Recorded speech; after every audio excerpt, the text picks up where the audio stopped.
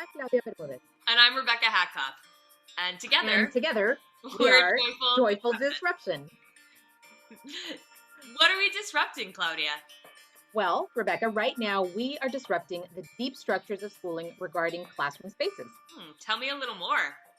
Yeah, the deep structures of schooling are those long-standing assumptions and norms about how we do school in the United States. The problem is, while those assumptions and norms are replicated over the years, they don't honor at best and inflict harm at worst on our students and their communities. That totally makes sense. I mean, most teachers have been students for 16 years before they actually become teachers. So I can see how they would, even unwittingly, reproduce the same norms as a default. Unfortunately, we know that so many of those norms have a control orientation and emphasize compliance and consistency rather than the humanizing and engaging learning experiences that all of our students deserve. But in opposition to that control orientation, we're proposing a classroom ecology framework that focuses on relationships, culturally sustaining practices, and the conditions that can give rise to students' meaningful engagement with content. Oh, I'm here for that. And to enact a classroom ecology framework, we have to bring in joy and love to disrupt that pervasive deep structure of schooling that's long centered compliance. Like, even with something like sitting, why do we always ask students to sit in the same way in our classrooms? Do all students or even adults learn and work best in the same setup? Absolutely not. Let's consider also why displays of student work in elementary classrooms are focused on content areas like the ELA board or the math board rather than work students are proud of, and why are teachers often required to display work in such rigid ways. Yes. And actually, in secondary classrooms, you don't even usually see student work. Why are students erased from their physical space just because they're preteens or teens? Exactly. So these deep structures of schooling, as we can see, don't just dictate how we usually use classroom spaces, they also limit what we usually do in classroom spaces. Yeah. When we began working on these classroom ecology labs, we also had to start freedom dreaming about the physical classroom and how it can function as a meaningful rather than perfunctory element of our classroom ecologies.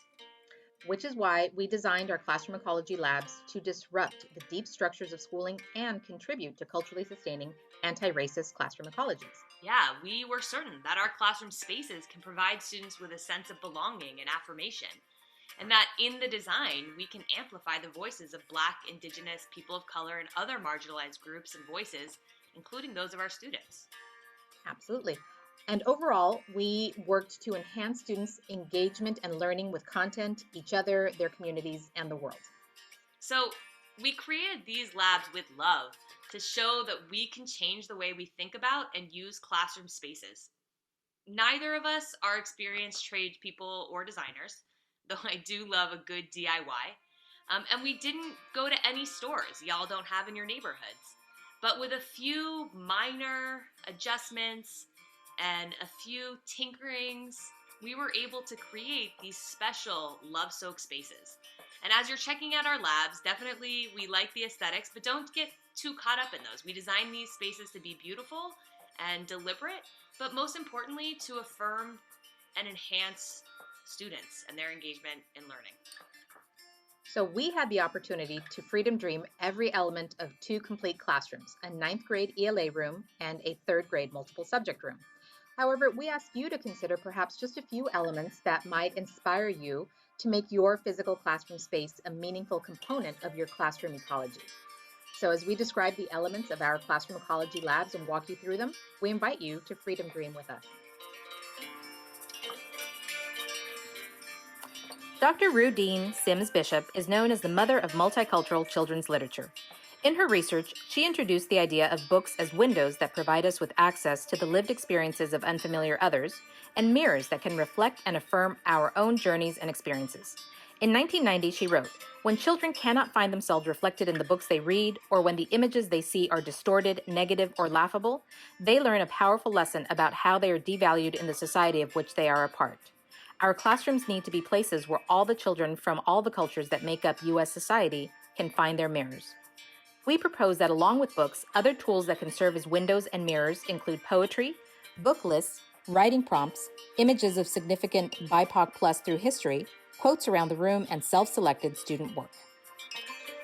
In the third grade classroom ecology lab, we would gather our students together in the library rug area early and often to teach them about books as windows and mirrors.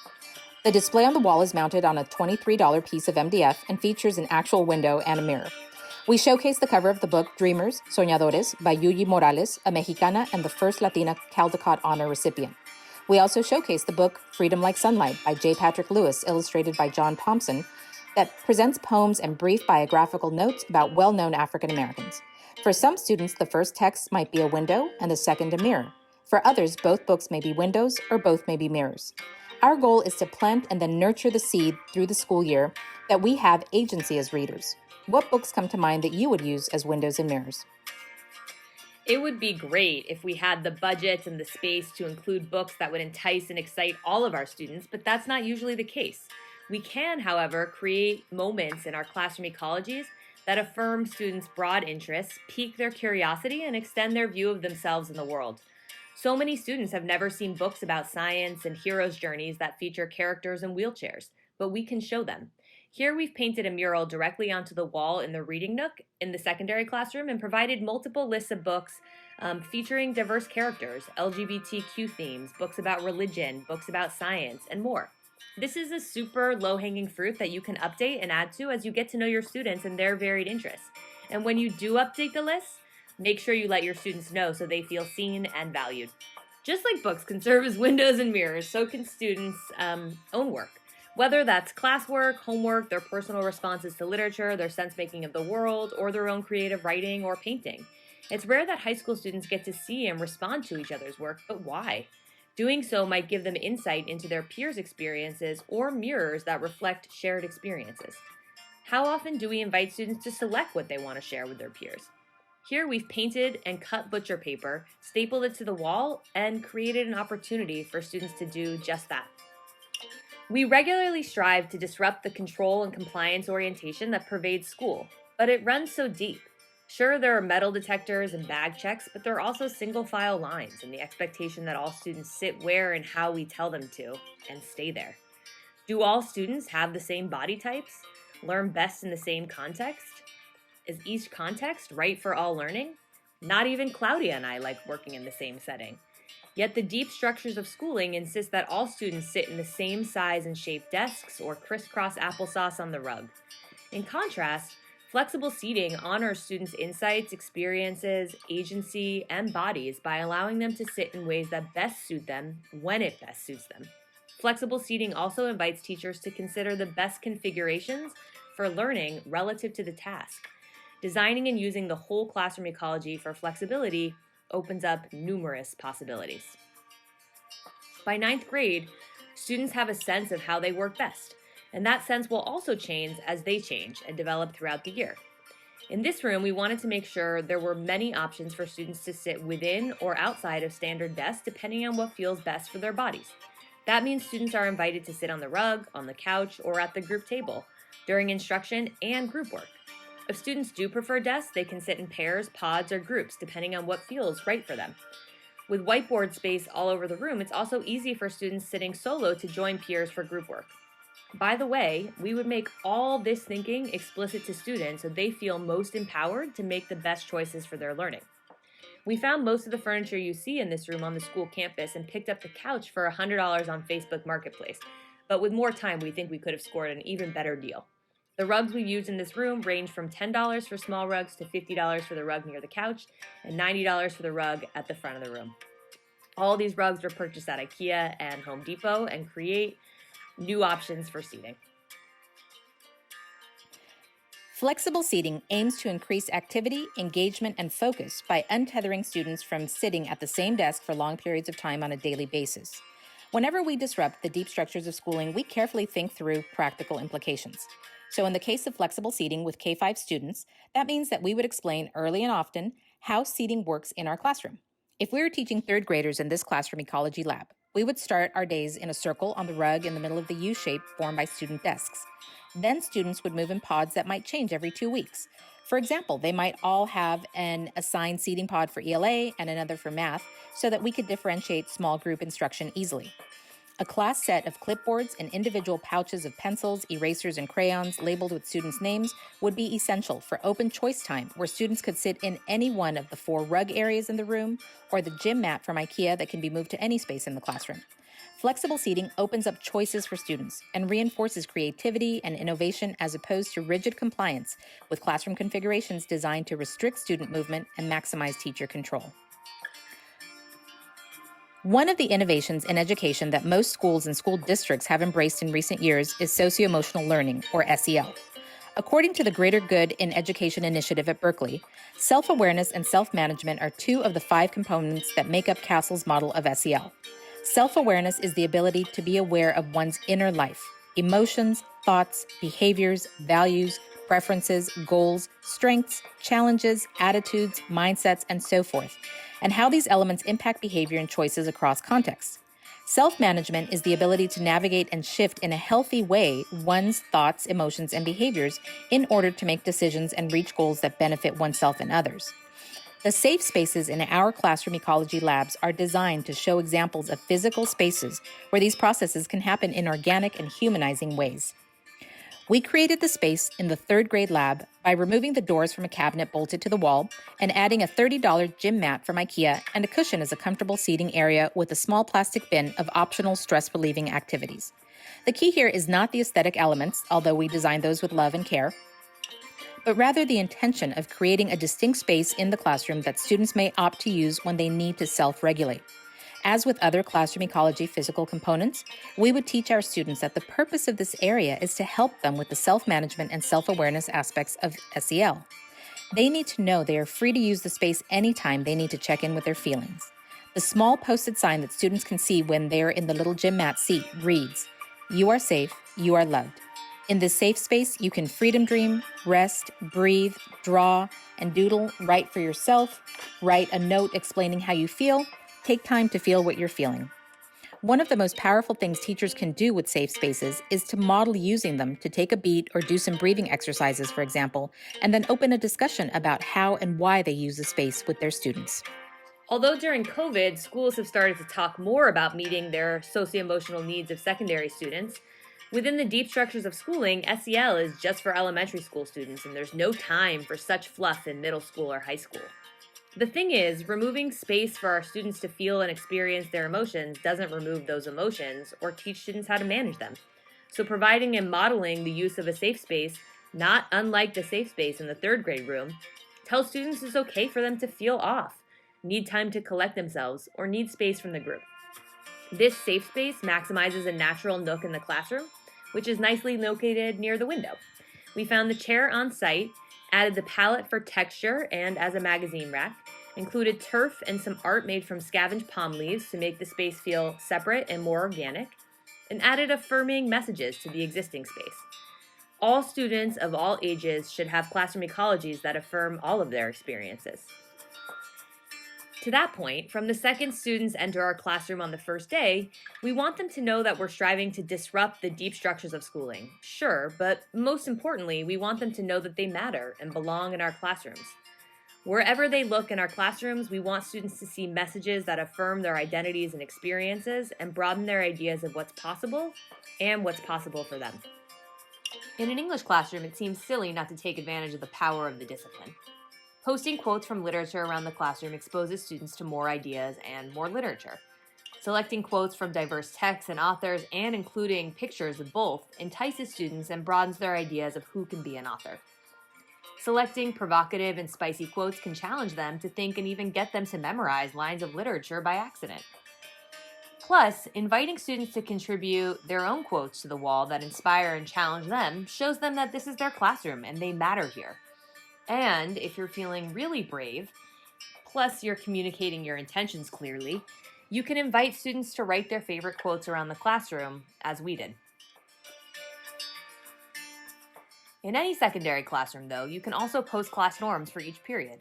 In this example, we've selected one norm, be kind, for all classes, but would allow each class period to co-create additional norms. Posting those norms shows students that their safety and experience matters in the classroom, and allowing students to see other class periods' norms also shows them that each period can be unique and each period has unique insights that they can all learn from. A welcoming entryway, or an area that all can see as they enter the space, lifts up every member of the class as a valued and loved part of the scholar familia. The term scholar familia was coined by Dr. Cynthia Diana Villarreal, and we use it to counter the militarized manner in which many schools use the term scholar, as in scholars sit up straight or scholars walk silently with their hands behind their backs.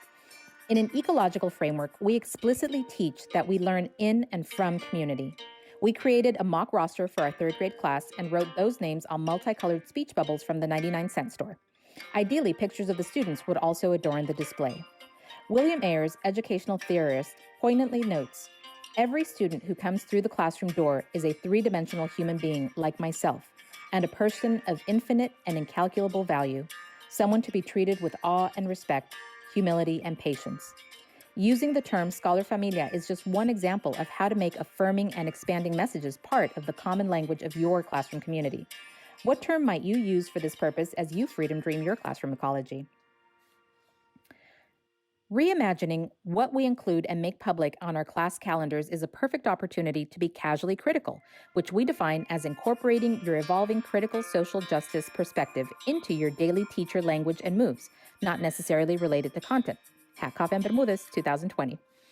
In our third grade classroom ecology lab, we created a calendar for September 2021 that notes significant dates we might frequently find on classroom calendars: Labor Day, School Picture Day, and the birthdays of 4 students in the class, Ellie, Pablo, Ophir, and Unique from our imaginary roster. We then included Beyonce Knowles' birthday to highlight her as an important Black artist, musician-songwriter, and activist. We included Rosh Hashanah and Yom Kippur, the 2 high holy days in the Jewish religion. This would be a great moment to include some Windows literature if we do not have any Jewish students in our class. We also included Native Peoples Day, a federal holiday observed annually on the 4th Friday in September in California. This day is dedicated to honoring and celebrating Indigenous peoples, a good entry point to celebrate First Peoples as our fellow Californians, not as people from long ago. Finally, we note that October is Latinx Heritage Month, where we can learn about the various Latin American cultures that many of our students and their households present, another avenue for being casually critical and for exploring windows and mirrors in literature.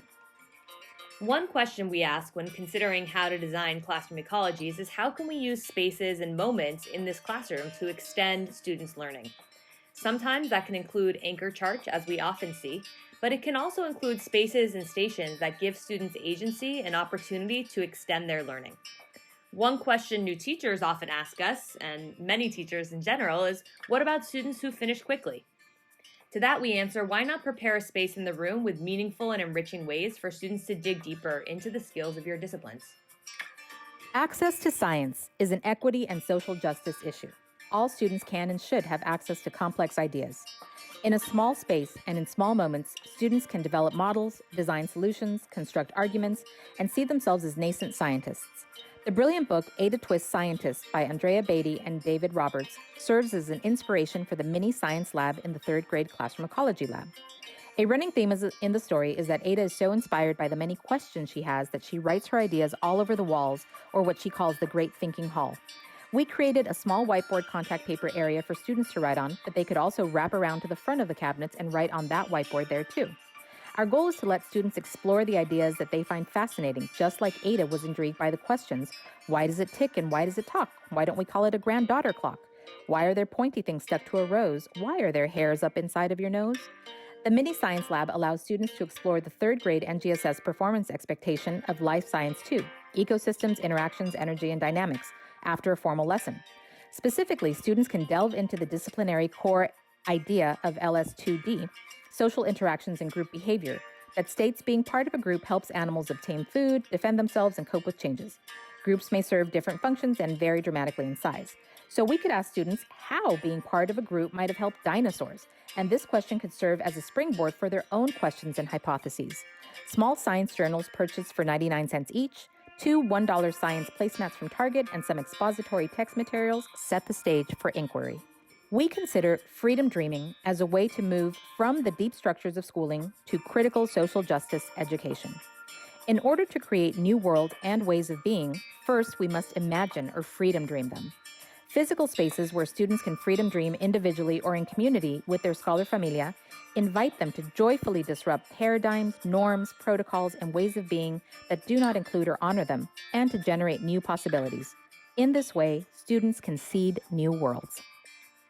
Another shift in our ecological model is the shift away from rules, rewards, and consequences and toward classroom norms.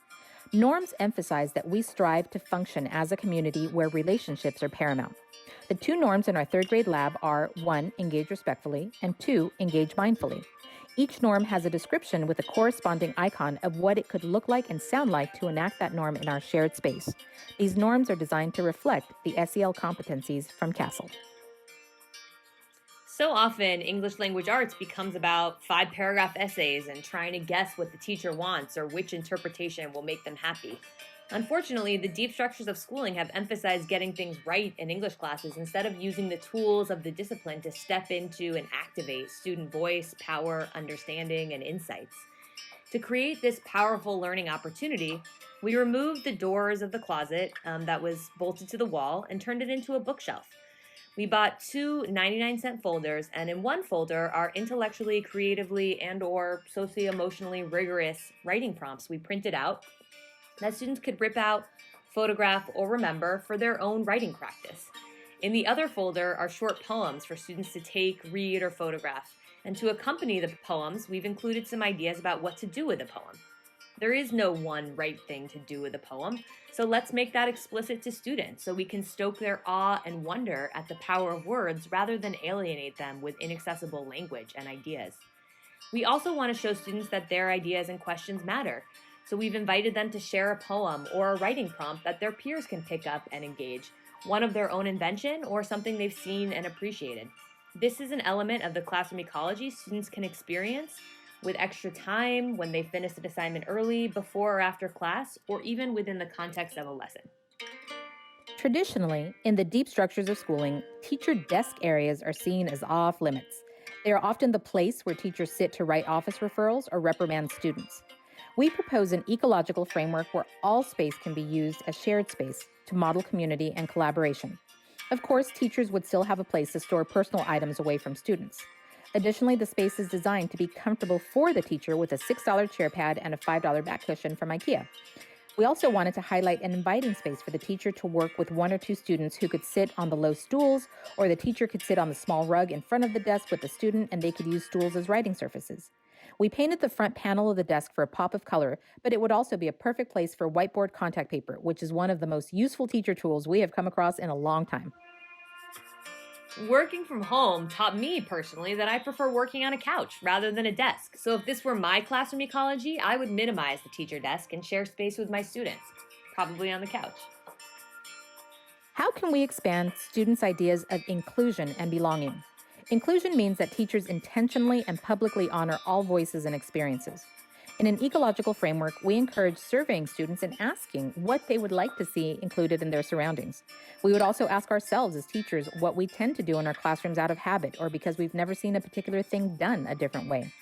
In both our classroom ecology labs, the whiteboard contact paper helped us create unique spaces for students to write, draw, pose questions, freedom dream, and generally make the space their own.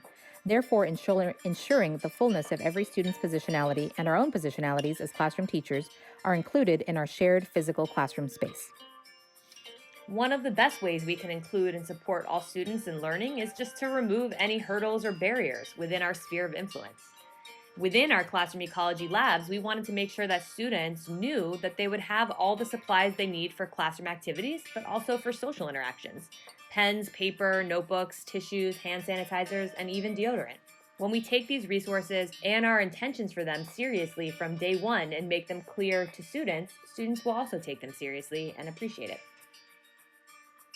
Eurocentric curriculum and the deep structures of schooling erroneously posit that in literature, math, science, history, and art, straight white men are the standard bearers of excellence. In our third grade lab, we designed a space to showcase BIPOC plus excellence to intentionally set a baseline for greatness where students of color and students from marginalized identities can see themselves reflected. We used the pages from the book Freedom Like Sunlight that depict examples of Black excellence. We would change the small display area often with art, newspaper clippings, social media posts, pages from books and magazines to highlight and celebrate minoritized and marginalized folks as powerful, beautiful, and important members of local communities and the world, one narrative at a time. Dr. Courtney Rose reminds us that BIPOC students aren't the only ones who need critical and anti-racist practices. Deconstructing and reconstructing new realities requires that all students engage in the processes of unlearning and relearning narratives. One of the norms of elementary classrooms is that bulletin board displays are centered around content areas. In our reimagined third grade classroom ecology lab, we freedom dreamed this question. Instead of displaying 24 pieces of the same ELA assignment, for example, thus highlighting conformity, what if we invited students to select one piece of work from any content area to display? We featured 24 placeholders for student work around the room, each labeled with the name of one of our students. They would be invited to change their work monthly or whenever they would like to showcase a new piece. Individual student portfolios, potentially 3-ring binders with dividers, would gather an array of each student's work organized by the 8 content areas we teach in K-5. Students would only share their portfolios with teachers, administrators, and their household members. This eliminates the competitive, shaming, or punitive aspects of publicly displaying student work or data. This reimagined version of a data wall gives us stellar data about what students are learning and what they are proud of, what they think, believe, create, freedom dream, and wonder. Lastly, one of the big guiding questions of our classroom ecology labs is how can we make the classroom feel like an extension of the home? This is a joyful disruption that requires relinquishing control that the deep structures of schooling demand. At the start of the year, the classroom is like the teacher's home, and students are invited in as guests. So as teacher designers, how can we design a space that invites students and makes them feel welcome and comfortable? As with any intentional design, we want to think about color scheme, lighting, seating, decorations, maneuverability, textures. In these classroom ecology labs, we chose a forest color scheme to stick with our classroom ecology. We wanted to include welcome mats so that from the first step students take into our classrooms, they know that they belong here. But we also have to design classrooms for students to make their own. What spaces can we leave flexible or as blank canvases for students to help us co-create this space from the moment they enter it? Oh, and just as when we invite guests into our home, we won't say to our students, don't touch this or don't ruin that. We won't teach students to be respectful and responsible within our classroom ecologies by removing opportunities for students to be disrespectful or irresponsible. Instead, we want them to feel like they matter and contribute to all facets of our classroom ecology, including making it feel like a home. A sink area is often overlooked as usable space, but we can create small moments to make powerful statements. In our third grade space, we used butcher paper, twine, and clothespins to create a little gallery to affirm all students and tell them that our classroom ecology invites and includes all folks. We reimagined the typical teacher space as a calming and soothing space for the teacher and students with an $8 lamp, $10 worth of fabric stapled to a wooden railing on the wall, and an artificial potted tree to make the space as warm and inviting as our own homes. Because we know that folks have different levels of agency in their classroom spaces, we wanted to offer many options of how to make a classroom homey. We painted a mural freehand and another using tape on the walls and on the bland closet doors. But we also painted murals on butcher paper, wrote with whiteboard markers on the boards and mirrors, and stapled poster board to the wall to create vibrancy and character where there was none. An old shower curtain punched up an unsightly sink area. A 3-pack of 99-cent placemats and plants make a table look like an occasion. We brought in a lot of fake plants from IKEA and the 99-cent store. But if you have light, you can also ask students to bring in real plants. Or maybe you have artists and you ask students to paint plants or sculpt them. With design, if it's intentional and it supports and never distracts from learning, we say go for it. You can always change it later and in community with your students. We are stoked about these classroom ecology labs and love freedom dreaming about what's possible. But we also want to remind you that just one change or deliberate, joyful disruption at a time can add up in meaningful ways over time. Where will you start? What are you freedom dreaming?